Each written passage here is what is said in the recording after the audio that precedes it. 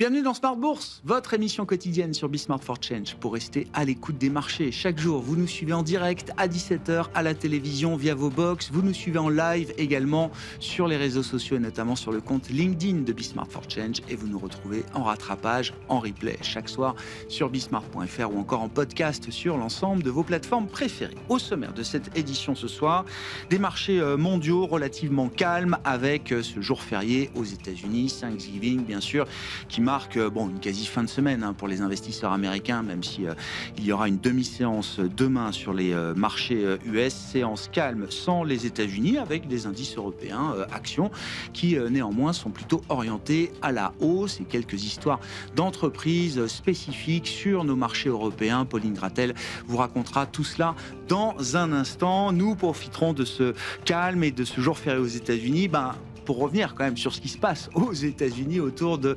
l'intelligence artificielle. Est-ce que le leadership d'OpenAI est derrière celui de Nvidia? Est-ce que ces leaderships sont en train d'être remis en cause par les investisseurs? Ça semble être le cas depuis quelques jours ou quelques semaines à peine, et nous en parlerons là aussi avec nos invités de Planète Marché pour prolonger la discussion autour de l'innovation. Rendez-vous dans le dernier quart d'heure de Smart Bourse également. L'innovation sera à l'honneur dans le sillage des trophées de l'innovation qui étaient organisés ce mois-ci par LBPM. Smart for Change était partenaire de l'événement et nous recevrons ce soir les lauréats du trophée Coup de cœur. Comment transformer votre vieille cheminée de votre appartement haussmannien en climatisation et purificateur d'air. C'est tout l'objet de Vestaclim et les deux cofondateurs de Vestaclim seront avec nous en plateau dans ce dernier quart d'heure de Smart Bourse.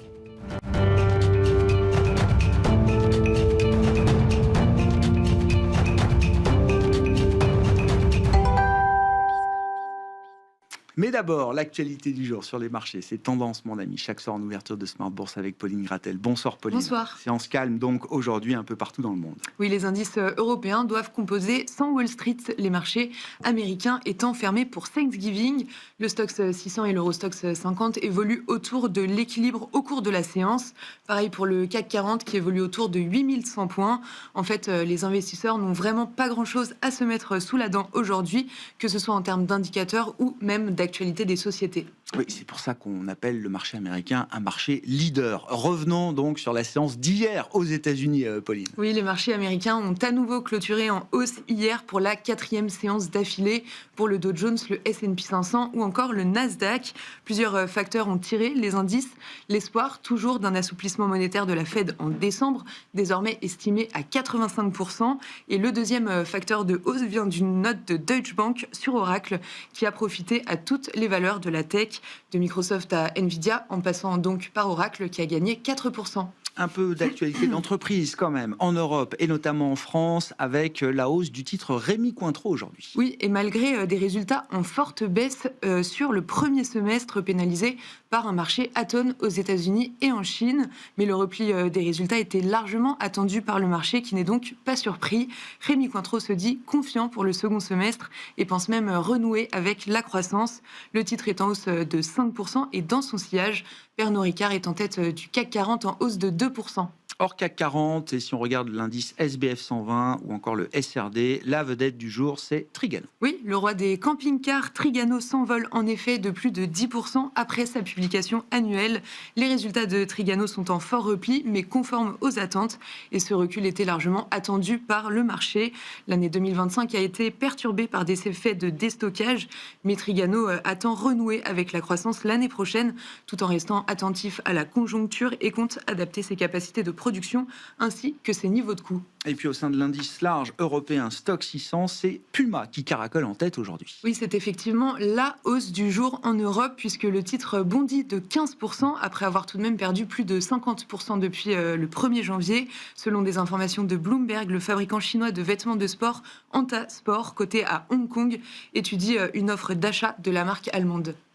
Du côté des banques centrales, on a pris connaissance aujourd'hui du compte-rendu de la dernière réunion de la Banque centrale européenne. Oui, c'était celle du 30 octobre dernier. Pour rappel, la BCE avait maintenu inchangés ses taux directeurs, estimant que sa politique monétaire était bien orientée. L'inflation est dans la cible et l'économie est résiliente. Peu de chances que la BCE baisse encore ses taux cette année. Et les investisseurs estiment à 1 chance sur 3 la probabilité d'une nouvelle baisse en 2026. Et puis les investisseurs ont pu lire également les anecdotes des Fed régionales américaines avec la publication hier soir du Beige Book. Oui, le livre beige de la Réserve fédérale indique une activité économique globalement stable ces dernières semaines. La consommation a toutefois continué de diminuer, mis à part chez les ménages les plus aisés qui ont continué, eux, de consommer. L'emploi a légèrement reculé sur la période également. Quel sera le programme de demain, l'agenda des marchés pour les investisseurs, Pauline? Demain, les marchés américains rouvriront pour une demi-journée. Ils fermeront à 13h, heure locale, pour Thanksgiving. La séance s'annonce donc à nouveau relativement calme. En Allemagne, le Bundestag votera le budget 2026. En Allemagne et en France, on regardera la première estimation de l'inflation du mois de novembre. Et enfin, on prendra connaissance de la croissance française en seconde lecture. Tendance, mon ami, chaque soir en ouverture de Smart Bourse, nous retrouvons Pauline Gratel qui vous apporte les infos clés du jour sur les marchés.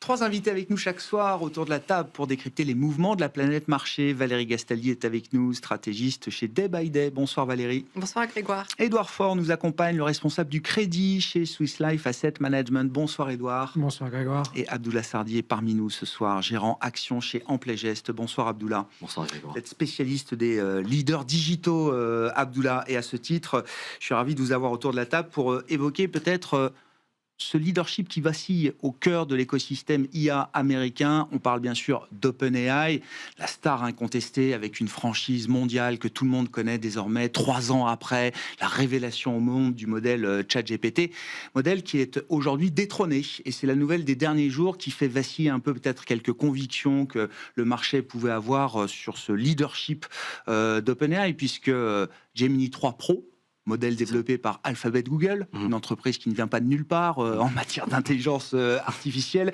visiblement explose tous les compteurs de qualité, si je puis dire, face notamment au modèle d'OpenAI ChatGPT 5. Quelque chose aujourd'hui, 5.1 aujourd'hui, Abdoullah.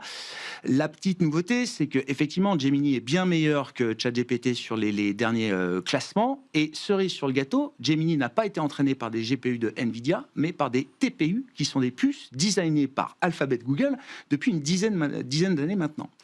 Exactement. Donc le news flow sur la sphère IA a été très riche depuis la rentrée, depuis le mois de septembre, et ça ne cesse d'accélérer ces dernières semaines.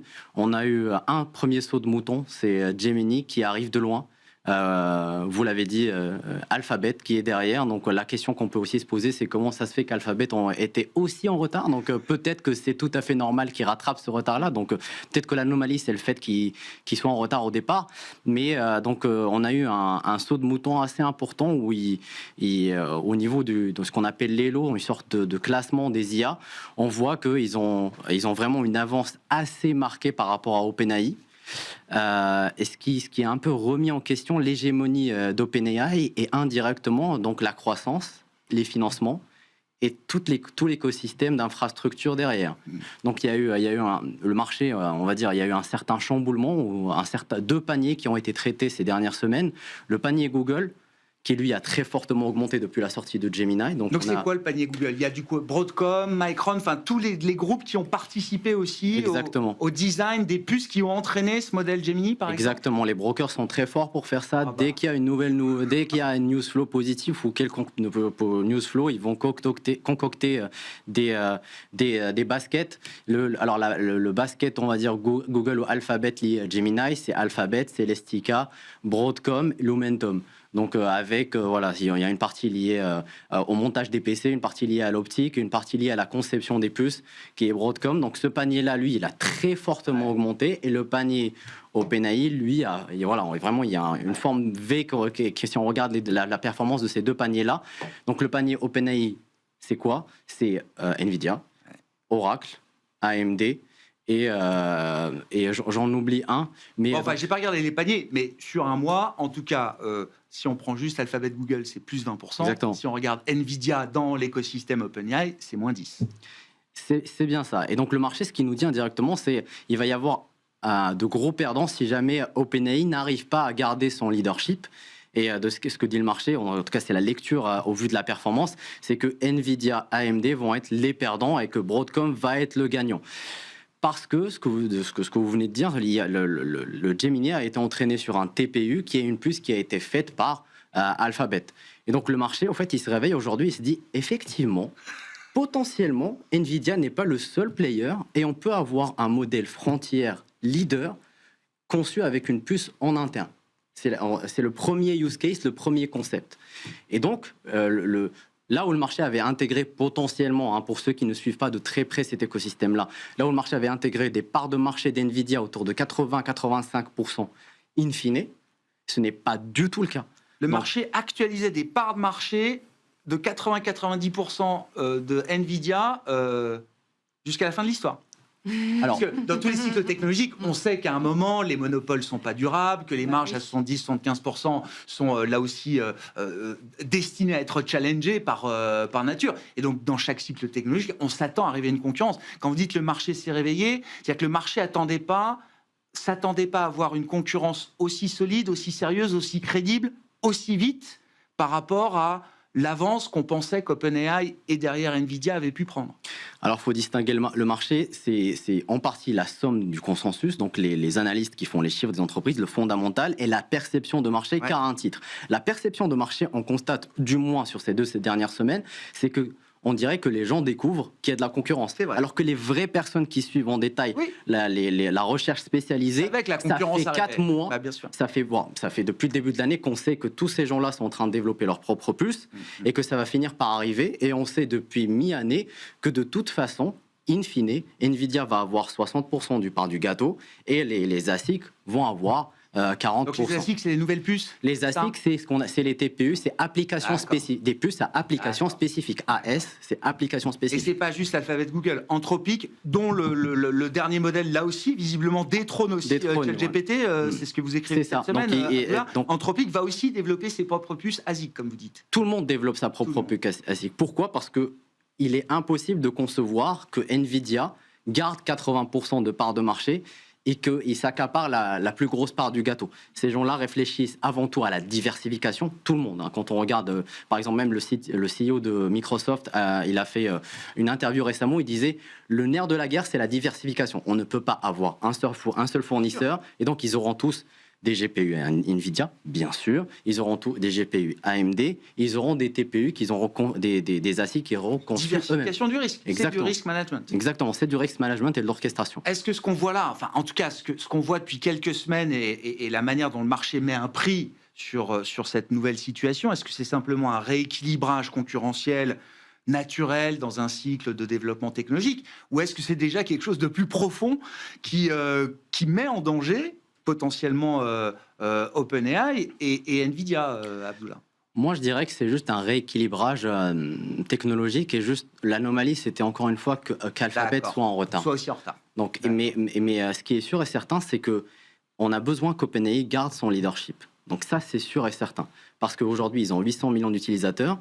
On sait que, bon, c'est pas fongible, c'est-à-dire Gemini, c'est quoi, 450? C'est 650, mais je pense que ça va, avec le dernier Gemini, ça va encore grimper un peu. Ils sont déjà quasiment au même niveau d'utilisateurs. Donc, il faut qu'ils gardent un certain niveau de précision et d'exécution qui soit aussi bon que la concurrence pour qu'ils puissent garder leur part de marché, qu'ils puissent se financer. Donc, je pense que dans 1-2 mois, peut-être un trimestre, ils vont sortir un nouveau modèle qui en théorie reprendra le leadership. Voilà.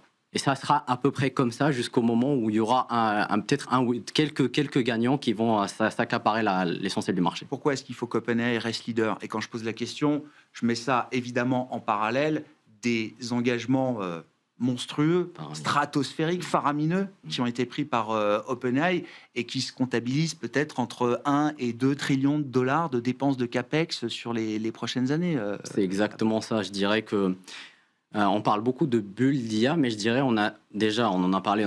Il y a une bulle d'information. On est tout le temps pris par le nombre d'informations, le pompe de news flow depuis 3 mois. Mais OpenAI sont venus sur le marché. Ils ont annoncé plusieurs deals au niveau des semi-conducteurs et de l'infrastructure, qui au départ ont été bien accueillis parce que c'était le leader. Ça, on voyait que le nombre d'utilisateurs, le nombre de consommation de tokens ne cessait de croître, donc il n'y avait pas de remise en question. Mais depuis le mois de septembre, il y a eu 35 gigawatts de capacité d'annoncer par OpenAI. 5 gigawatts, c'est 50 à 40 milliards de dollars de dépenses.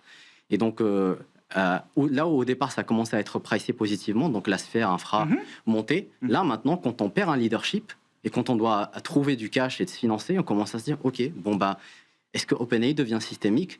Est-ce qu'ils pourront faire leur engagement ? Et du coup, on a besoin qu'ils gardent ce leadership-là et qu'ils continuent d'accélérer avec leur marché. Et donc, quand la CFO de OpenAI dit par erreur que OpenAI pourrait à un moment avoir besoin d'un backstop gouvernemental, elle a fondamentalement raison. Là, vraiment, c'est un débat qui... Je dirais que c'était... Donc, elle a vite été corrigée pour un peu... Ce qu'on lui demandait, et ses engagements, comment vous allez les tenir ? Bon, le financement privé, le secteur privé va nous financer, les industriels vont nous financer, et puis, in fine, elle rajoute dans la phrase, si à un moment on a besoin, peut-être qu'il faudra apporter une garantie gouvernementale, donc rétropédalage en règle, et puis on commence à nous expliquer, de toute façon, si OpenAI tombe, il y en aura une autre qui prendra sa place, etc. Bon... Vous avez peut-être tous vécu comme moi, enfin beaucoup plus que moi encore, la faillite de Lehman Brothers dans le secteur financier. Je commence moi à faire le parallèle entre OpenAI et Lehman Brothers. Il ne faudrait pas qu'on ait un Lehman Brothers de l'IA, vu la masse des engagements qui reposent aujourd'hui sur quelques startups très valorisées. C'est sûr. Déjà, il a été vite retoqué par Sam Altman parce que voilà, c'est surtout ce qu'on ne veut pas entendre aujourd'hui. Mais il y a deux lectures. La lecture fondamentale réelle, c'est des entreprises aujourd'hui qui croissent, l'écosystème croît, il y a une demande. Donc, si quelqu'un tombe, la capacité serait en théorie reprise par quelqu'un d'autre, parce que quand on entend tous les Satya Nadella ou tous les autres CEO, ils nous disent qu'il n'y a pas de capacité. Ça, c'est le premier point. Mais le deuxième point, on peut être amené à réfléchir.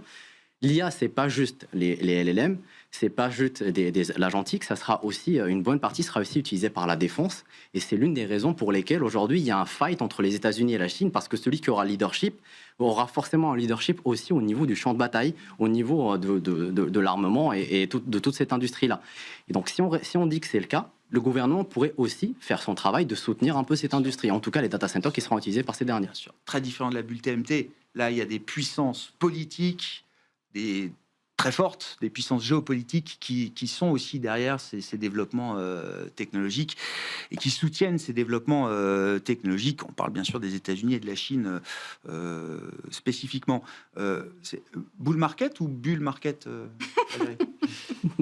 je la fais. Qu'elle était belle. Il faut donner un sens aux termes qu'on utilise. Et une bulle, les bulles ont été décrites par Galbraith avec précision. C'est lui qui a étudié les bulles dans l'histoire longue. Et il a défini 5 conditions pour pouvoir qualifier un mouvement de bulle. Alors, la première condition, on peut penser qu'elle est remplie à peu près, c'est une croyance dans le fait que la hausse des prix va se perpétuer. Bon, elle se discute encore un petit peu, mais on peut à la rigueur dire que ça, c'est à peu près acquis. La deuxième, c'est un accès à la liquidité aisé et abondant. Et là, je tique quand même un petit peu, parce que si on étudie les 2 précédentes vraies bulles importantes, enfin, voire celle de 2000, mais qui est plutôt sectorielle, mais les 2 gros cracks importants, c'est 1929 et 1987. En fait, les 2 ont été précédés de quelques années de baisse de taux, avec des hausses de taux au dernier moment, mais finalement pendant 6 mois, alors que l'économie ralentissait. Mais auparavant, on avait eu des baisses de taux, et donc finalement, aujourd'hui, aux États-Unis, parce que c'est quand même ce qui nous intéresse, c'est pas encore est-ce qu'on peut vraiment dire que l'argent est disponible de façon aisée? Bon, moi je trouve que c'est pas évident de répondre oui. Voilà, on a quand même des taux d'intérêt qui sont encore bien positifs. Le jugement critique doit être complètement suspendu. C'est-à-dire qu'en fait, si vous dites « mais attention, c'est une bulle », on doit vous mettre au banc et vous traiter de fou. Bon, moi, je constate quand même que dans la presse régionale, il y a des gros titres qui parlent du crack à venir de l'intelligence artificielle. Même ça fait bien de dire qu'il y a une bulle. À l'inverse, justement. Oui, je ne sais pas si c'était bien, mais en tout cas, c'est une inquiétude qui est répandue, parce que, bien entendu, on voit bien que c'est quelque chose qui change, qui est important, et en même temps, on ne sait pas très bien ce que ça va changer, à quelle vitesse, etc. Donc, est-ce qu'on peut dire que le jugement critique est suspendu ? Je ne pense pas, pour le moment, qu'on soit à ce stade-là. Il faut un nouveau paradigme de valorisation. Dans la bulle de l'an 2000, on valorisait le nombre de clients, parce que comme toutes les boîtes étaient déficitaires et qu'on ne savait pas très bien comment faire pour leur donner un prix de bourse, on valorisait le nombre de clients. Et vous aviez des gens qui vous disaient, oui, c'est vrai, il y a des sociétés qui ont beaucoup monté, qui ne font pas de bénéfices, qui ont pas vraiment de chiffre d'affaires non plus. Mais regardez, au milieu, il y a France Télécom. France Télécom, il faut y aller, quoi. OpenAI, on valorise 800 millions d'utilisateurs de ChatGPT oui, mais enfin, il y a quand même aussi Microsoft et Alphabet. C'est pas le même modèle. Bon, donc, là aussi, est-ce qu'il y a un nouveau paradigme ? Non, je ne pense pas. Justement, on se demande comment ces sociétés vont faire du profit. La question est ouverte. C'est le souci du moment. C'est pas, oui, on le sait. Et la façon dont il faut les valoriser, c'est ça, parce que c'est comme ça qu'elles vont gagner de l'argent. On ne sait pas comment elles vont gagner de l'argent. C'est normal. Google, en 2000, personne ne savait qu'ils allaient faire du cloud, personne ne savait que ça allait être les rois de la pub, qu'ils allaient détenir des données et qu'ils savent quel dentifrice on utilise et où on va partir en vacances, etc. Aujourd'hui, on ne sait pas ce qui va se passer, ce qu'on va faire de cette intelligence artificielle. Donc, nouveau paradigme, je ne le vois pas non plus. Très large participation du public, bon, c'est là que le bas blesse. Effectivement, cette condition-là, elle est sans doute remplie. L'indicateur peut-être pertinent pour le représenter, c'est que je crois que en 10 ans, je crois que c'est de 2015 à 2025, on est passé d'une représentation des 7 magnifiques. Bon, il n'y a pas que l'intelligence artificielle dedans, mais c'était 9% à peu près du S&P, et c'est 36. Oui, d'accord. Donc, effectivement, pour que les prix aient monté comme ça, il faut que les gens aient acheté. Donc, le prix est la première indication de la participation du public. Il ne faut pas l'oublier quand même, bien entendu. Mais si on le met en regard... Alors, mon métier, c'est pas de regarder les valorisations, mais quand on me parle de bulles, je regarde quand même aussi les valorisations, parce que Nvidia, c'est 25, je crois. PE Forward, 12 mois. Alors, ça a perdu 10 points de PE Forward, je parle sous le contrôle d'Abdullah, en quelques semaines, depuis novembre. On est passé de 34 à 25. Oui, mais j'ai regardé Eli Lilly. C'est pas cher. Pharmacie, c'est 50 depuis 3 ans. Nvidia, encore une fois, sous le contrôle d'Abdullah, le PE historique moyen, c'est 35 fois peut-être les bénéfices. Le PE, il n'arrête pas de baisser depuis début 2024, en tendance, parce qu'il y a des hauts et des bas. Après chaque publication de Nvidia, le PE ne fait que baisser. Voilà, donc est-ce qu'il y a une bulle sur Nvidia ? Non. Enfin, je ne peux pas dire que... Alors, est-ce que c'est cher ? C'est vachement relatif, mais oui, ça a beaucoup monté. Ça, je ne vais pas dire le contraire, ça serait refuser de voir. Mais on ne peut pas s'arrêter à ça. Mais non, ça veut dire qu'on ne peut pas envisager nécessairement les mêmes conséquences, à savoir un marché déprimé pendant 10 ans avec une chute au cours des 10 ans de 70 à 80%. Parce qu'une bulle, c'est ça. D'accord. Enfin, dégonfler la bulle. Le dégonflement de la bulle, c'est ça. Donc, ce à quoi... Il y a des risques, bien entendu. Peut-être qu'après le dernier trimestre calendaire qu'on aura eu depuis la rentrée, peut-être qu'on va avoir besoin de corriger en début 2026. Et corriger, ça veut dire qu'on peut très vite, sur certaines valeurs, perdre des 20, 30, 40%. Oui, mais Nvidia peut perdre 50% tous les 3 ou 4 ans. C'est le genre de boîte qui peut... Mais c'est rien du tout. Bah oui, mais c'est rien du tout quand on a été multiplié par 5, 10. Enfin, ça dépend de quelle période on regarde, quoi. Donc, tout ça, il faut le remettre en proportion de l'histoire passée. Donc, voilà. Donc, on n'a pas les déterminants d'une bulle. On a quand même, bien sûr, un marché américains en général, soutenus par ces valeurs qui se traitent sur des PE qui sont les PE les plus hauts, qui sont les PE de 2020, à peu près. Enfin bon, donc c'est des moments où en général, il ne faut pas grand-chose pour que le marché corrige, c'est sûr. Mais on peut pas dire que c'est une bulle. Bon, parmi les nouveautés aussi peut-être à venir, Édouard, et là je me tourne vers vous, spécialiste des marchés de crédit, et c'est vrai qu'on suit les montants faramineux, là aussi levés par les hyperscalers américains. Alors ils ont tout pour pouvoir lever 25 milliards en claquant des doigts, ce que certains États n'arrivent pas à faire chaque semaine, hein, je le précise, donc c'est quand même assez monstrueux. Mais ça veut dire quand même que ce sujet IA va aussi devenir un sujet crédit à un moment, Édouard ? Ça va devenir, ça l'est déjà d'une certaine manière. Finalement, le marché du crédit était pendu aux lèvres des banquiers centraux. Il l'est encore, hein, honnêtement. On attend tous les discours des différentes baisses, hausses, statu quo des taux. Mais on a un nouveau déterminant depuis quelques mois, c'est les résultats de ces fameuses boîtes de la tech américaine. Même nous, côté crédit, on a regardé les résultats d'NVIDIA mercredi dernier pour savoir comment notre marché allait réagir. Bon, finalement, il a réagi correctement sans plus. Hein. Il n'y a pas eu d'euphorie. Il y a eu des inquiétudes avant les résultats, finalement, en se disant si NVIDIA venait à décevoir sur ses résultats, on peut peut-être s'attendre à une correction de marché qui soit plus significative que les petits mouvements de volatilité qu'on avait jusqu'à présent. Donc, oui, on regarde déjà la technologie, enfin le secteur de la tech et l'intelligence artificielle. Demain, ça va devenir un sujet bien plus prégnant pour le crédit. Pourquoi ? Parce qu'il va falloir financer ces capex. Vous en avez parlé tout à l'heure, c'est plusieurs trillions sur les prochaines années. Et ça va passer par des émissions de dette. Des émissions de dette qu'il va falloir faire absorber au marché. Le marché, effectivement, est là pour financer ce genre de boîtes, mais dans quelle proportion ? Et comment arriver à financer ces montants aussi énormes ?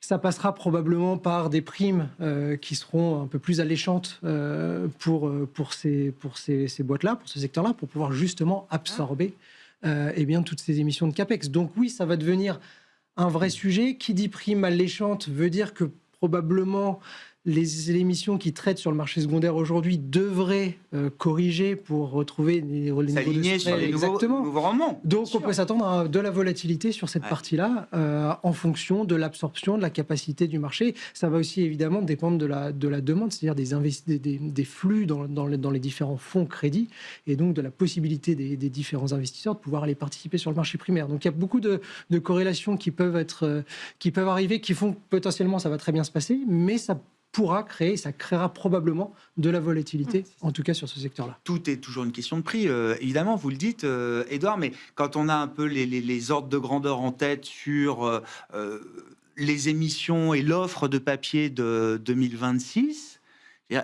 est-ce qu'il y en aura pour tout le monde ? Est-ce qu'il y aura suffisamment de demandes en face de cette nouvelle offre ? Alors j'appelle ça de la dette IA, mais effectivement, la tech américaine n'était pas spécialement un énorme émetteur de dette jusqu'à présent. Là, je ne sais pas si ça va devenir des utilities à force, mais on va avoir quand même une mécanique d'endettement, de refinancement qui va être beaucoup plus importante. Est-ce qu'il y aura de la place pour tout le monde dans ce marché-là ? On va en avoir. Est-ce qu'il y aura... Alors, il y aura de la place pour... tous les investisseurs pourront être servis sans aucun problème. C'est à peu près sûr. Est-ce qu'il y a de la place pour tout le monde d'un point de vue émetteur ? Ça, c'est la question.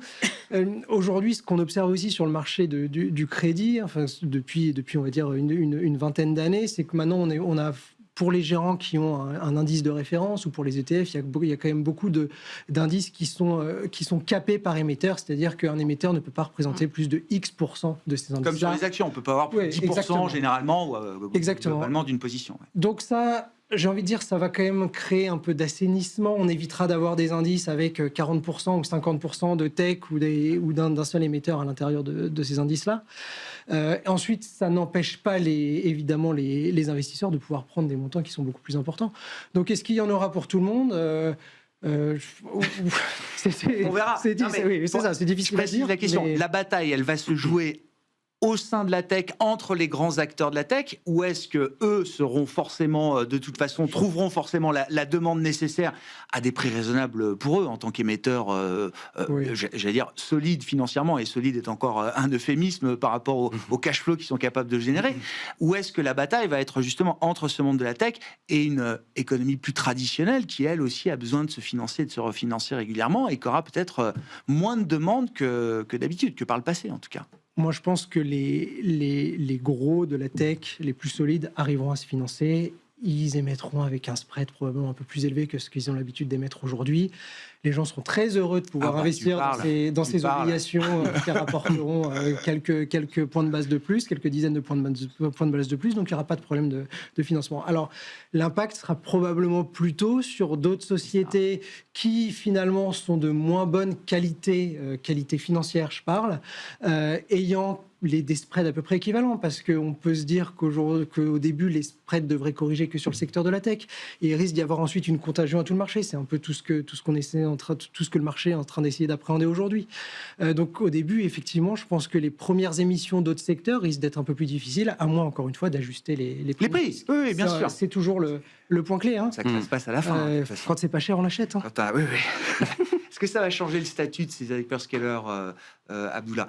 Bon, génération de cash flow monstrueuse. Ce cash flow, ces dernières années, il était destiné à quoi? Investir un peu. C'est des boîtes qui continuent d'investir toujours massivement dans l'absolu, bien sûr, mais pour elles, c'est pas des investissements qui étaient délirants ces dernières années. Là, la partie CAPEX va prendre beaucoup plus de place. Donc quoi? On va moins racheter les actions. Exactement. Et pour l'investisseur au final, est-ce qu'il s'y retrouve? Je préfère être actionnaire d'une boîte qui, oui, investit, quitte à ne pas monétiser ou rentabiliser tout de suite ses investissements, plutôt qu'être actionnaire d'une boîte qui rachète continuellement ses actions. C'est la question. En réalité, ce qui est sûr certain, c'est que là où par le passé, c'est des sociétés où, quand on compare, on parle de bulles, hein, quand on compare par rapport à la solidité financière des bilans aujourd'hui, de la rentabilité par rapport à l'époque, ça n'a rien à voir. On a des ROE qui sont 2 fois supérieurs, des bilans nettement désendettés. On parle de situation net cash qui est très importante. Et donc, c'est des entreprises qui utilisent ce cash-là généralement pour racheter des actions et donc rendre à l'investisseur. Maintenant, si ces entreprises-là décident d'autofinancer, parce qu'il y a on parle d'endettement, mais il y a aussi une grosse partie d'autofinancement, hein, et décident de réallouer ce cash-là pour investir dans un marché qu'elles jugent le marché de demain ou la rupture technologique la plus importante, moi je serais à même à me dire que c'est des boîtes qui savent ce qu'elles font, qui voient ce qui arrive. Il y a des proof of concept, donc il y a des concepts qui vont arriver, qui sont en train de tester. Il y a l'agentique, il y a physical AI, donc des trucs qui sont assez concrets. Et je pense que pour l'investisseur, ça devrait être positif. Ça veut dire qu'ils estiment que le retour sur investissement en investissant sur l'IA va être supérieur au rachat d'actions qu'ils auraient fait. Qu'est-ce que vous pouvez nous dire du calendrier de monétisation? À quels horizons de temps on imagine que les premières entreprises vont générer du bénéfice supplémentaire grâce à l'IA, et comment la valeur va se répartir entre ceux qui produisent des puces aujourd'hui, ceux qui produisent des modèles, et demain des utilisateurs finaux qui seront ou des entreprises ou des particuliers? Alors là, on rentre dans l'univers des hypothèses. Parce qu'il n'y a que des hypothèses. Je vais commencer par ce que projette de faire OpenAI. Selon OpenAI, donc aujourd'hui, il y a 5% donc sur les 800 millions d'abonnés, d'utilisateurs d'OpenAI, il y a 5% de payants. Et c'est 35 millions d'utilisateurs. À fin d'année, on aura une société qui génère à peu près 20 milliards de chiffre d'affaires en recurring revenue. Ils estiment que d'ici 2030, ils auront 2,6 milliards d'utilisateurs, dont 8% seraient payants. La règle des 5 à 10% des payants, c'est une règle qu'on voit un peu partout. Okay. Mais ils estiment générer 200 milliards de chiffre d'affaires. Le 2,6 milliards d'utilisateurs, c'est à peu près le nombre d'utilisateurs moins que le nombre d'utilisateurs que Chrome. Donc c'est une société qui sous-entend indirectement qui va remplacer... Je suis Google. Enfin, faut pas le dire comme ça parce que c'est pas encore le cas, mais en tout cas, on voit ce qu'ils sont en train de taper. Ils ont lancé un browser, un navigateur. Ouais. Ils sont en train de créer des partenariats pour intégrer des wallets avec Stripe, avec PayPal. Donc on voit qu'ils veulent être l'interface d'Internet. En tout cas, c'est la super app, quoi. Voilà. Tu ne sors pas de la super app. Ouais. C'est un WeChat Bips, mais on aura un majordome avec qui on va discuter, qui connaît notre taille, notre adresse. Il va gérer l'administratif, passer commande, tout faire pour nous. Et donc ils vont récupérer un peu des take rates un peu partout. Donc, c'est pas juste l'IA, mais c'est la partie transactionnelle qui est hyper importante. Et ça, c'est que sur la partie B2C. Ouais. Après, il y a la partie B2B où il va falloir développer l'applicatif, etc., etc. Mais pour revenir au partage de valeur, aujourd'hui, on a déjà c'est des entreprises qui génèrent une marge brute positive. Sur un token généré, il y a en moyenne entre 35 et 70% de marge brute qui est fait. Donc, c'est des sociétés, pour revenir à ce qui était dit Un auparavant. token, c'est une requête, c'est ça? Un token, c'est un mot. Un mot, Donc, pardon. voilà, c'est le nombre de mots. Ok. Donc, le mot coûte de moins en moins cher à produire. Donc, on gagne beaucoup d'argent aujourd'hui. On arrive à faire sur un mot 40% de marge brute. Au niveau de l'infrastructure pure, donc les sociétés comme Oracle et compagnie, c'est des sociétés qui seraient capables de faire à peu près 30% de marge brute sur la partie infra seule. Le fournisseur de modèles, quant à lui, en théorie, serait capable sur la partie vente des licences et AP, donc le nombre de mots, serait capable de générer 60% avant prise en compte du paiement de l'infra. Donc on a aujourd'hui un segment qui, tout le monde génère de l'EBITDA, tout le monde génère de l'excédent brut d'exploitation, mais les investissements font que la course effrénée à la part de marché fait que les résultats nets sont encore négatifs et donc ça coûte beaucoup plus que ça ne rapporte. Mais in fine, une fois que les usages seront trouvés, ça va rapporter à chacun une part non considérable, que ce soit au niveau de l'infra, au niveau des logiciels pour gérer l'orchestration des différents agents, parce qu'il faut un chef d'orchestre. C'est ce que compte faire quand on écoute Microsoft. Satya Nadella nous dit que le prochain segment de croissance d'Azure, c'est créer une IA capable d'orchestrer tous les agents qu'on aura. Et il y en aura énormément, il faut savoir. Donc, Grégoire a posé cette question. Je pense que l'agent Claude serait plus à même à... Donc, et il y aura une valeur sur ça. En plus de ça, fournir les outils des différents agents, parce qu'il faut gérer les wallets, etc. etc. Donc, c'est vraiment la naissance d'un tout nouvel écosystème où chacun aurait sa part. Je tape encore ma recherche sur Google. Alors, vous voyez, je suis dans un monde... Oui, la honte. La honte.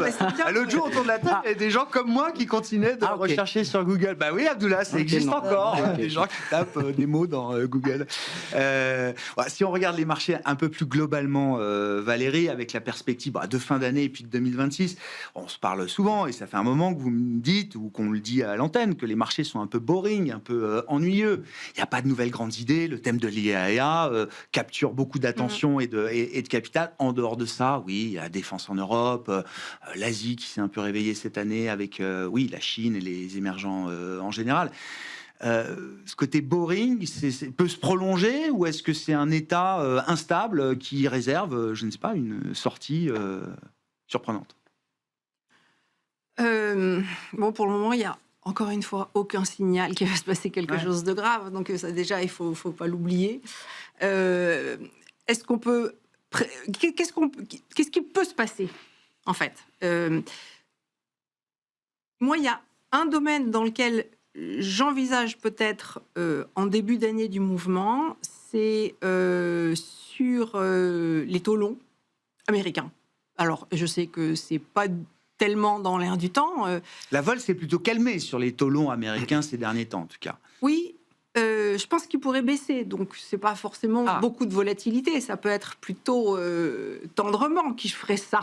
Je veux dire, c'est pas nécessairement... 4% n'est pas forcément un plancher infranchissable. Non, je pense que ça peut aller un petit peu plus bas. Il n'y a pas de signal. Je veux dire, sur les taux, ça fait longtemps qu'il ne se passe rien et qu'il se passe de moins en moins de choses, effectivement. Mais, si vous voulez, quand vous avez une tendance forte comme celle qu'on a eue à la hausse des taux, qui était confortée par des pontifications de courbes, et que vous avez eu plein d'opportunités pour que les taux longs poursuivent leur hausse, que la pontification soit exacerbée, parce qu'on a quand même tous les éléments fondamentaux qui permettent de s'inquiéter de l'évolution des taux, de l'inflation à nouveau, etc. Donc, on a tout ce qu'il faut on aurait eu tout ce qu'il faut pour que ça se passe. Et que ça se passe toujours pas, il y a souvent un petit bug. Un truc qu'on n'a pas vu, ou mal perçu en tout cas. Oui, il y a un truc qu'il faut peut-être réévaluer, et souvent on a plutôt l'effet inverse, parce que le positionnement risque d'être un petit peu pris à contre-pied. Et finalement, moi, ce que je vois qui pourrait un petit peu surprendre, c'est qu'il y ait une baisse des taux plutôt long, c'est-à-dire un léger aplatissement de la courbe des taux, pas très important, c'est 20 bips de courbe des taux, mais elle fait plus rien, cette courbe, depuis 3 mois, ou je sais plus, enfin, ça bouge absolument plus. Et c'est positif marché-action, c'est positif risque, baisse des taux longs, ou plus? J'en sais rien. Ah oui, on ne sait plus. Je sais pas, parce que les marchés actions, ils ont été... il s'est rien passé en Europe depuis le mois de mai, disons. Enfin, on a eu Liberation Day, ça s'est effondré, on a rebondi, puis depuis, en gros, il ne se passe plus rien, sauf en Italie, en Espagne.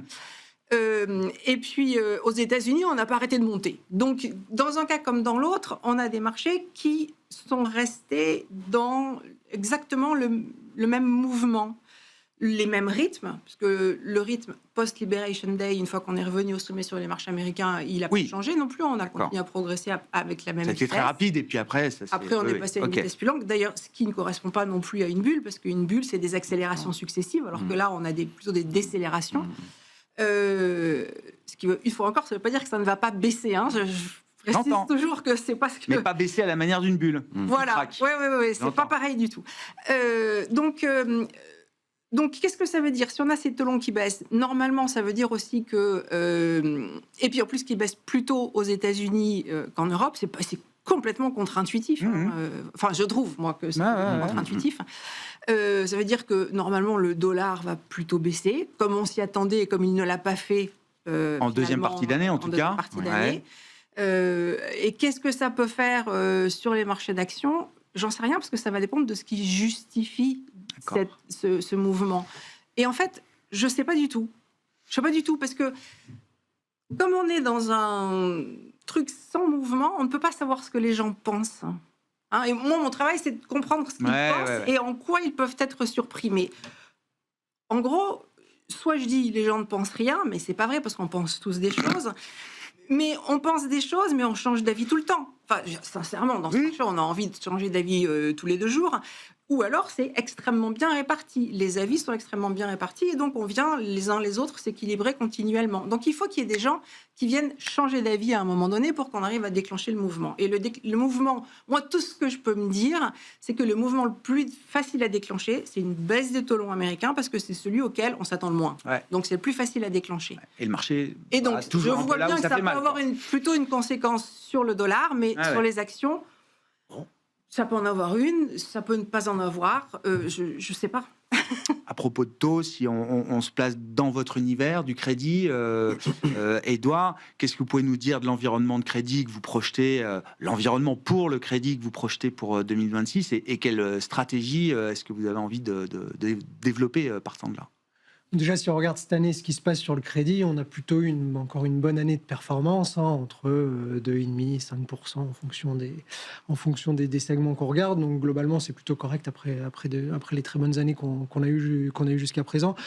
On est assez d'accord sur une potentielle baisse des taux longs. Il y a quand même des pressions baissières qui peuvent arriver, qui aideront la classe d'actifs en 2026. D'ailleurs, on s'attendait quand même à ce que les taux globalement baisse si on se remémore fin 2024 sur l'année 2025. On se disait les taux devraient baisser, ça va aider la classe d'actifs. Bon, en fait, pas vraiment. Ça n'a pas vraiment été un contributeur très, très positif. Mais on a le portage qui est là, qui va rester là l'année prochaine. Et ça, c'est quand même un point extrêmement, extrêmement important pour le crédit. Sur les spreads ont plutôt eu tendance à baisser au cours de l'année. Alors, on a eu la partie volatilité au moment de Liberation Day qui a été très courte. Et ça, c'est un élément qu'il faut prendre en compte, que les pics de volatilité depuis quelques années sont extrêmement courts. Donc, il faut pouvoir être très, très réactif dans les positionnements, ce qui n'est pas toujours facile. Il faut avoir les bons instruments. Et puis, il faut de temps en temps avoir le cœur aussi bien accroché parce que voilà, c'est tellement rapide qu'il faut être capable de réagir très vite, ce qui est pas facile. Mais le fait est que on s'attend globalement, avec ces spreads relativement serrés, à des écartements, pas massifs, mais à des écartements de spreads à la fois sur la partie investment grade et sur la partie high yield. Assez logiquement, on devrait terminer dans ce scénario quand même avec des performances positives en 2026. Si on a cet écartement mesuré, le carry... Mais lié au portage, c'est plus le spread qui va... Non, voilà, la compression est finie. Alors, il y a des zones encore qui sont intéressantes. Évidemment, la partie simple B sur le yield, en fait, est moins compressée que la partie W, par exemple, donc avec plus de dispersion, donc plus d'opportunités. Il y a des points vraiment spécifiques de marché sur lesquels on peut aller chercher des opportunités intéressantes. Mais globalement, la partie spread, quand on regarde les indices, voilà, c'est pas la partie la plus sexy aujourd'hui où on devrait gagner le plus d'argent. Mais il y a des choses à faire sur l'année prochaine sur le crédit, clairement. Qu'est-ce qu'on peut dire du point de vue des défauts? et des connexions qu'il peut y avoir entre le monde du privé et le monde du public, notamment avec la croissance fulgurante des marchés de dette privée, de private credit qu'on a observé ces dernières années, là où Jamie Dimon nous dit qu'il y a quelques cafards, et certains d'entre eux sont sortis ces derniers temps. Et quel type de diffusion du risque on pourrait avoir entre les mondes privés et les mondes publics dans le crédit?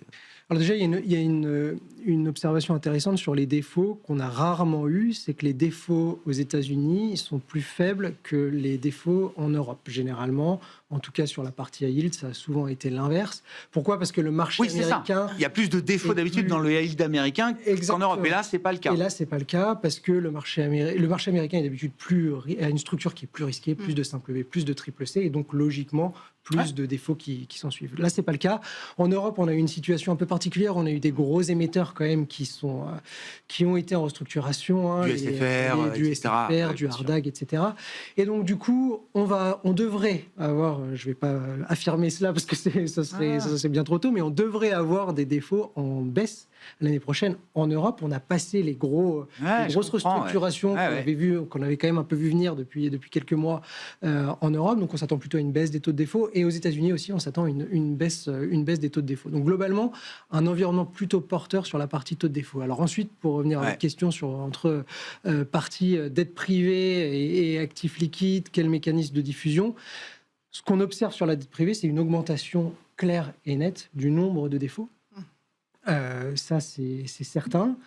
Pour l'instant, on ne voit pas de mécanisme de contagion encore sur la partie liquide. Ça reste idiosyncratique.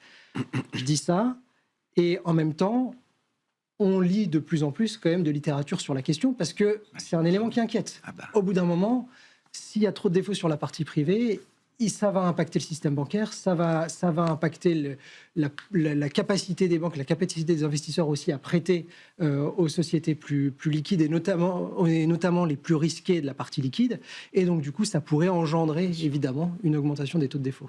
Pris par le temps, nous arrêtons là pour ce soir. Merci à vous trois. Édouard Faure, responsable du crédit chez Swiss Life Asset Management, Abdullah Sardi, gérant action chez Amplégest, et Valérie Gastaldi, stratégiste de Day by Day.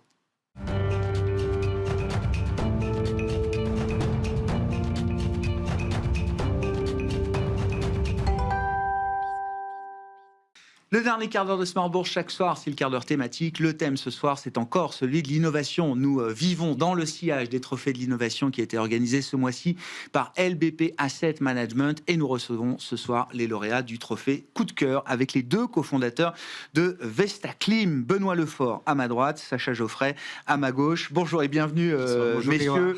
Tout l'objet de Vestaclim est donc de transformer nos cheminées, utilisés ou non d'ailleurs, de nos vieux appartements haussmanniens quand on habite à Paris ou dans quelques grandes villes françaises en source d'air froid, de climatisation et de purification d'air. C'est ça, Benoît? Oui, absolument. En fait, on essaye de résoudre le problème de surchauffe estival dans le bâti ancien et de répondre également au problème numéro 1 de l'adaptation au changement climatique dans les grandes zones urbaines, à savoir le confort d'été. Comment ça marche? Alors, comment ça marche? Bien, alors, Sacha. C'est un système qui fonctionne sur la puissance du refroidissement adiabatique. Alors, c'est un gros mot, mais le refroidissement adiabatique, c'est globalement ce que vous ressentez quand vous sortez de la douche ou du bain à la plage. Avec la peau humide, vous allez sentir le vent qui va vous rafraîchir. C'est l'évaporation de l'eau qui va vous permettre de ressentir ce froid. Ça va enlever des calories, enlever de la chaleur à votre peau. Et ce phénomène, nous, on l'utilise de manière industrielle avec un logiciel qui nous permet de piloter absolument la performance de ce refroidissement pour venir apporter du confort thermique en période estivale. Ouais. Et un des énormes avantages par rapport au système existant, c'est que pas de gaz frigorigène, pas de rejet de chaleur, c'est ça, Sacha? En effet, c'est une solution. Oui, très bien. Okay. C'est une solution écologique qu'on porte ensemble, qu'on a retrouvée en faisant face nous-mêmes à ces problèmes-là. À savoir, on a vécu dans le bâti ancien, pas de solution, impossibiltion d'installer une climatisation conventionnelle. Et ça passe pas en AG. Non, c'est ça. En fait, c'est vraiment ça le point. On a connu un été encore de tous les records cette année. L'été 2025 se classe parmi les plus chauds jamais enregistrés. Et dans les villes urbaines, particulièrement en centre-ville, ceux qui en souffrent le plus, ce sont ceux qui habitent dans les logements anciens, qui sont souvent mal isolés, qui se transforment en bouilloire énergétique. Et donc Sacha a vécu à Bordeaux, moi, donc j'habite dans l'ancien également, et il y a quelques années, lorsque la température a dépassé 30 degrés dans la chambre de mes enfants, j'ai cherché une solution. Ouais. Une solution qui soit simple à installer, effectivement, sans travaux, sans impliquer les voisins, la copro, les architectes des bâtiments de France. Une solution qui soit esthétique également, qui soit adaptée au cachet de l'ancien. Je garde mon style haussmannien. Et voilà, les moulures, je garde les moulures. Ça ne vient pas saccager ma cheminée. Non, c'est ça. En fait, on réenchante les cheminées avec une solution écologique. Ouais. Donc, ça fonctionne effectivement sans gaz, pas de rejet d'air chaud, pas besoin d'AG, pas besoin de syndic. Comment est-ce que vous avez construit votre business model autour de cette solution Alors, très bonne question. Aujourd'hui, on a deux événements qui sont assez importants dans la conception, dans la roadmap de notre produit. Notre savoir-faire, vraiment, c'est l'intégration. Donc, la cheminée, c'est quelque chose d'assez petit. Il y a vraiment un espace qui est très compact. Donc, il y a vraiment un souci d'intégration pour aller installer de la technologie. La technologie est réversible, on peut la retirer. Donc sur cette roadmap, on a cet enjeu matériel. Donc ça implique une installation. Donc soit pour qu'elle soit le plus simplifiée possible par des personnes qui savent le faire. Et également derrière, on a un logiciel qui nous permet de calibrer, en effet, comme vous l'avez compris, ces zones de confort et coordonner tous les éléments de notre système. Et donc sur ce système-là, on a du calcul. On va avoir un peu de machine learning, de deep learning, pour pouvoir avoir une résilience du bâtiment, une modélisation de la résilience à l'échelle de l'immeuble dans lequel on est installé. Donc on va s'adresser également à des personnes qui vont gérer des immeubles, des opérateurs, des sociétés, j'entends. Voilà. Et de cette manière-là, eh bien, on va pouvoir s'installer à l'échelle d'un immeuble et faire des économies à l'échelle d'un immeuble. Et donc notre modèle est duel comme ça. Ouais. Et j'imagine que le faire à l'échelle d'un immeuble, c'est bien plus puissant en termes d'optimisation énergétique de l'immeuble, j'imagine. Oui, absolument. On a pour ambition d'accélérer la rénovation énergétique de l'ancien. Ouais. Et donc, on va se reposer sur des acteurs, comme des artisans, des acteurs de la rénovation, des architectes également, qui sont très intéressés par ce type de solution, qui sont des relais proches des habitants, des relais de confiance, avec qui on va travailler dans un premier temps sur un modèle B2B2C, avant d'adresser un modèle plutôt B2B dans un second temps, avec des bailleurs sociaux, avec des gestionnaires d'actifs également, sur une pour passer à une échelle différente. C'est quoi la taille du marché? Parce que donc ça fonctionne avec l'ancien, dans des immeubles, ça peut fonctionner dans une maison aussi? Alors on a beaucoup de demandes pour nous installer dans des maisons également. Il faut savoir qu'effectivement on s'est positionné sur cette niche de l'ancien dans un premier temps parce qu'il n'y a pas de solution aujourd'hui. Et le marché est important, Paris, c'est 60% de bâtis anciens. Lyon, Bordeaux, c'est 30%. Et tous les centres-villes des grandes villes françaises ont des bâtiments classés ou protégés, là où la climatisation n'est pas une option. Donc, on s'inscrit vraiment dans un premier temps sur ce marché avant d'aller un petit peu plus loin sur les maisons notamment. Ouais. Et c'est efficace si on atteint un grand appartement. C'est efficace dans l'ensemble de l'appartement ou essentiellement dans la pièce où est située la cheminée? C'est une très bonne question. Encore une fois, on a souvent cette question-là. Alors aujourd'hui, dans les appartements anciens, on a souvent dans plusieurs pièces, on a la cheminée qui se trouve dans les zones de vie, donc les chambres et le salon. Ça nous permet en général de traverser l'appartement et donc de pouvoir faire ce qu'on appelle une ventilation par insufflation et donc de pousser l'air de l'appartement à s'échapper par dessous les fenêtres, dessous les portes. C'est un système qui est assez déjà innovant en soi et nous, on l'utilise pour faire circuler le froid dans l'ensemble de l'appartement. Donc avec plusieurs combinaisons de cheminées, évidemment, on maximise son potentiel de froid. J'entends bien.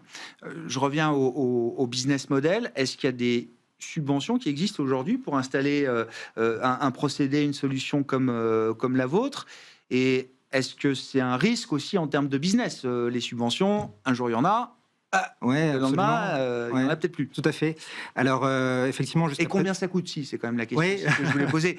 Alors, c'est du sur-mesure, j'imagine, en fonction de chaque cas est un peu différent, mais globalement, c'est quoi le tarif un peu moyen de ce type d'installation? Donc, Vestaclim va avoir 2 ans. Et jusqu'à présent, effectivement, on a bootstrappé Vestaclim, donc avec des fonds propres et des subventions et des concours qu'on a remportés également, comme le concours LBPAM, d'ailleurs. Et donc, on compte lever des fonds l'année prochaine.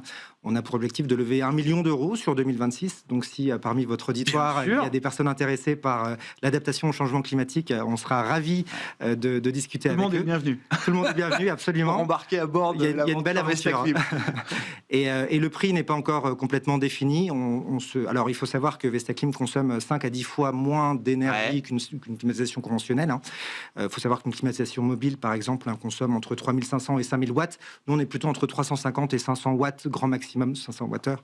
Et donc, on sera aux alentours de 4000, 5000 euros par dispositif. D'accord, ok. Quand je parlais de subvention, c'est est-ce que moi, en tant que particulier, si je prends votre solution, est-ce que je vais toucher une aide de l'État pour dire les choses? En fait, on souhaite. Vestaclim joue le rôle de ventilation également, et au titre des rénovations d'ampleur qui sont subventionnées aujourd'hui, Vestaclim peut jouer le rôle de cette ventilation associée à d'autres gestes pour bénéficier d'une subvention dans le cadre d'une rénovation de l'ancien. D'accord. C'est comment vous fabriquez les choses? Parce qu'il y a quand même une partie un peu physique, j'imagine, dans cette solution. Sacha, qui la fabrique? Où Oui, alors on a un écosystème de partenaires. Aujourd'hui, on a la chance d'avoir été très rapide sur cette voie-là. On a un écosystème de partenaires industriels, à la fois en Île-de-France et également en Europe. On essaie de rester un maximum local, de sourcer nos matériaux aussi le plus localement possible. Oui, mais c'est un aspect d'éco aussi. Oui, exactement. Il y a des matériaux nobles, et donc vous avez un catalogue, où j'imagine que vous proposez un catalogue de matériaux aux clients à l'arrivée. Tout à fait, on valorise énormément le minéral, et le système est lui-même basé sur une absorption par l'eau de manière minérale.